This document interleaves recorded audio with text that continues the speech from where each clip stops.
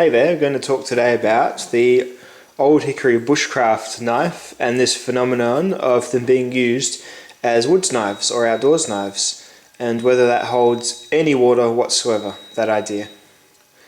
But first, let's look at the article in question. This is an American-made 1095 steel 7-inch blade from tip to handle with a 5-inch handle, so a foot long overall, and it's a saber ground and slash flat ground, so you've got flat grind here, they're just on different angles.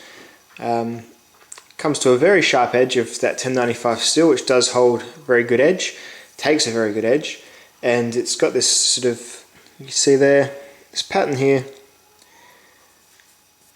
that is tactile, you can feel that, it's sort of part of the stamping process, and then they grind this obviously in a separate step. You can see the Ontario Knife Company Made in USA logo there.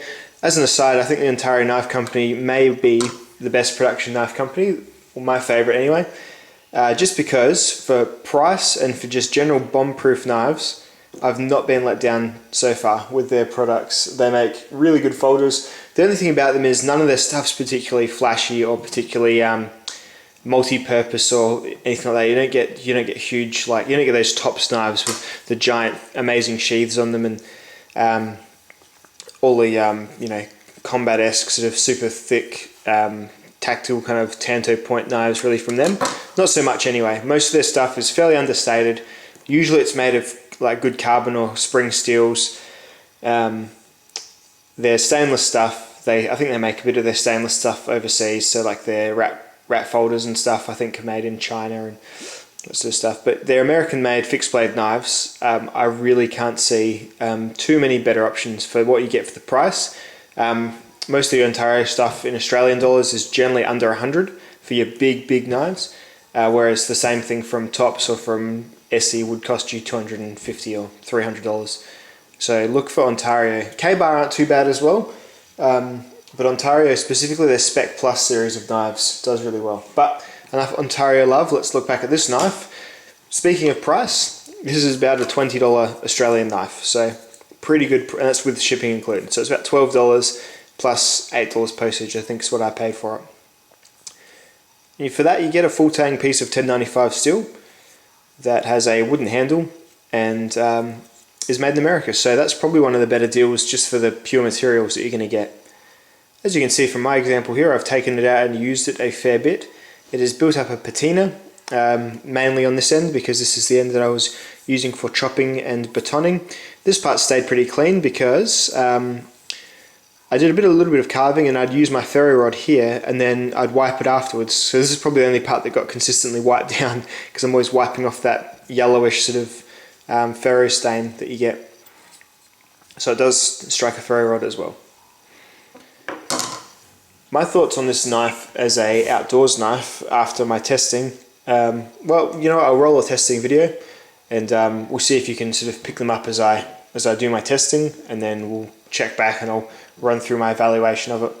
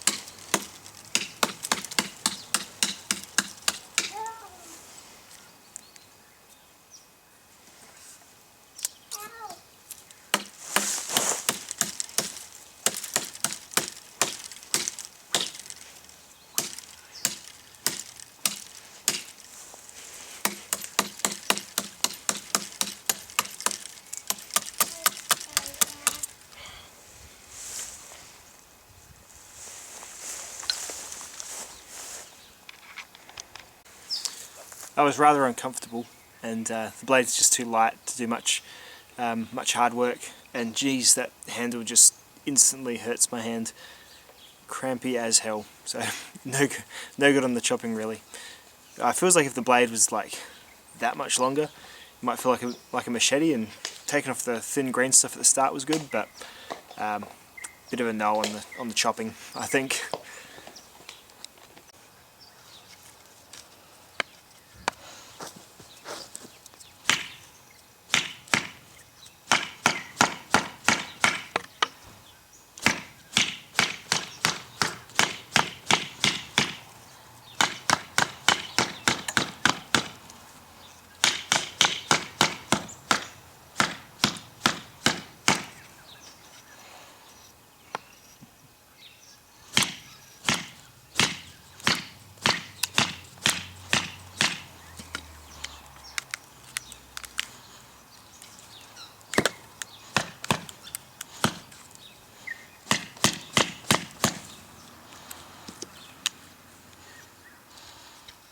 Fair bend in that right now.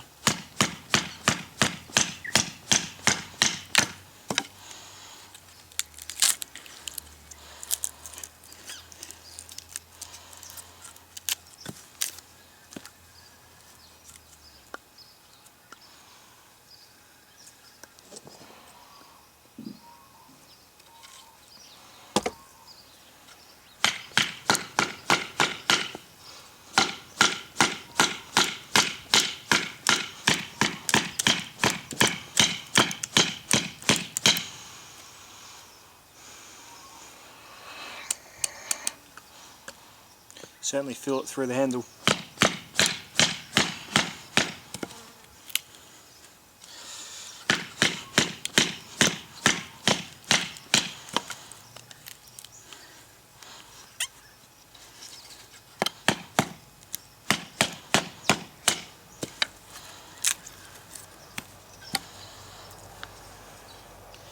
Overall for splitting, not too bad. Handle just kills the hand though, that's all.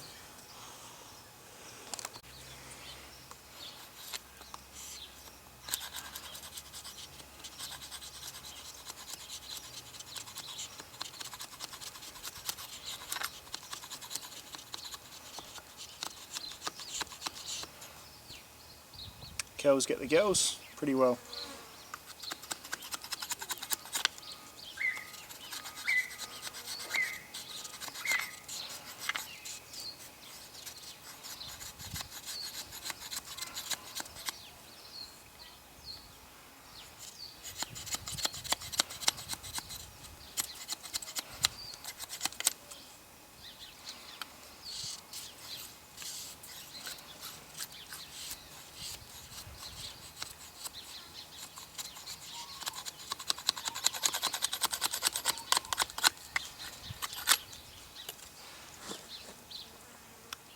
Yeah, in a heartbeat, if you had to, you could get some good shavings going with this knife.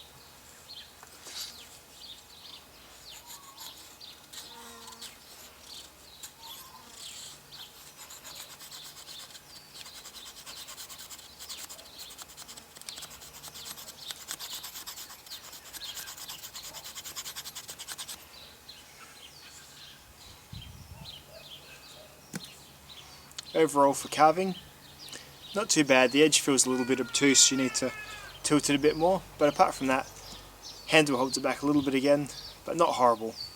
Certainly wouldn't say it was fun though. So, my evaluation of this as a bushcraft knife, or as an outdoors knife, because some people will say that this can be your main hip knife, as opposed to something like that. Or perhaps if you're into a little bit more rustic, something like that. There's the Falcon Even and the LT Wright Genesis. So it comes down to that whole theory of, can you get something for very little money to the same things as something for a lot of money, which, you know, this is about $400 worth of knife here and then $12 worth of knife just above it. So my findings are pretty much no, I'm not going to beat around the bush. This knife for chopping, it is a better chopper than these two purely because it is longer. However, it is a good chopper the same way that a machete is a good chopper. and that it will chop anything that is green and soft, but once it gets to something hard, there just isn't the weight to keep pushing it through. And even when you really flick your wrist, it just takes ages to chop through anything that's hard. There just isn't the weight. The Gerber LMF2 was far, far better, and anything that's slightly, even your really small 7 to 12 inch hatchets just do so much better than this 7-inch blade here. The batoning capabilities are fair. It's a good flexible low Rockwell steel, so it's a 53 to 57. I would say leaning more towards the 53s, which means for a tougher but sort of softer steel that will dull quicker. I did force this through some fairly knotty wood, and it would have bent a couple of those times, and it is back in good fighting form, which is not too bad at all.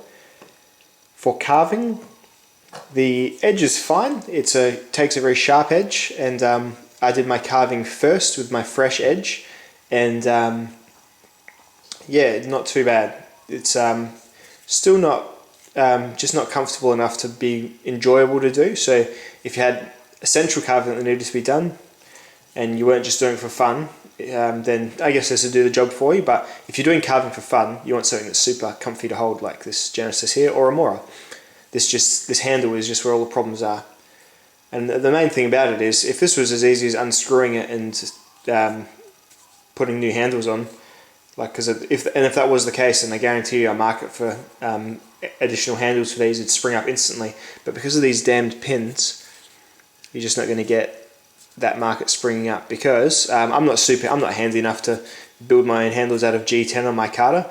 But if, like in the Becker market, there was someone who could, simply by making those modifiable, I think they'd be able to give that industry a bit of life towards this knife, but they haven't, so it isn't. Another thing, which is kind of a big deal, I guess, is that it doesn't come with a sheath. I'm not particularly handy with my leather work. I probably could fashion up something, but it'd look terrible.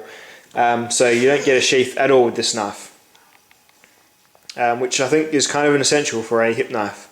For some people, just go, oh, just go and make your own sheath, or just go and buy a sheath. But when you've bought a sheath, unless you want to buy something terrible, a 7-inch knife sheath is going to cost you about $20 to $30, and then you're starting to look at a $50, sort of $60 investment, which then you're only about $20 away from getting something that's really, really good. That's a lot thicker, that will actually do the work that you want it to do. So you think you're being smart by saving a little bit of money, but you'll end up just compromising and compromising and compromising, and you have a tool that will work but won't be enjoyable to use. And isn't that what we get these tools for enjoyment rather than for